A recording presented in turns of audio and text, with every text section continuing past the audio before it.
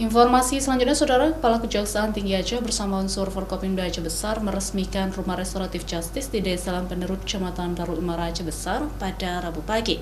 Rumah RJ ini sebagai sarana penyelesaian perkara di luar persidangan yang melibatkan jaksa, penyidik, pelaku, korban, serta aparat desa lainnya. Kejaksaan Agung Republik Indonesia meresmikan Rumah Restoratif Justice secara serentak pada 9 Kejaksaan Tinggi serta 31 Kejaksaan Negeri di seluruh Indonesia secara virtual Rabu pagi.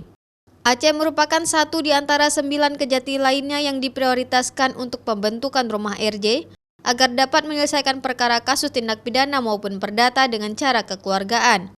Peresmian rumah RJ ini sebagai upaya memudahkan penyelesaian perkara dengan mengutamakan mediasi atau musyawarah antara pelaku dan korban. Hal ini juga harus disetujui secara sukarela oleh pihak korban.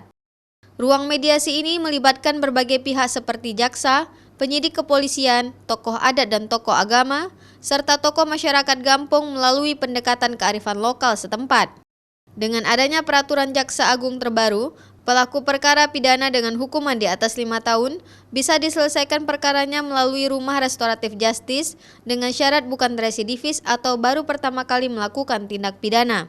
Kasus yang diajukan dengan cara penyelesaian restoratif justice ini juga harus diseleksi terlebih dahulu, serta harus memenuhi syarat yang berlaku. Kita juga di dalam memutuskan untuk di-RJ-kan atau tidak dilakukan secara selektif, kan, sesuai dengan aturan-aturan yang ada. Pidana yang dilanggar ancamannya kalau yang lalu kan di bawah 5 tahun. Tapi dengan ada surat edaran yang baru dari Pak Jampidum, itu bisa dilakukan di atas 5 tahun. Tapi yang pelaku tadi harus tetap pelaku yang baru, kan. Saat ini sudah ada 14 desa yang memiliki rumah restoratif justice. Targetnya dalam tahun ini Kejati Aceh akan terus menambah pembentukan rumah RJ berkoordinasi dengan pemerintah daerah setempat.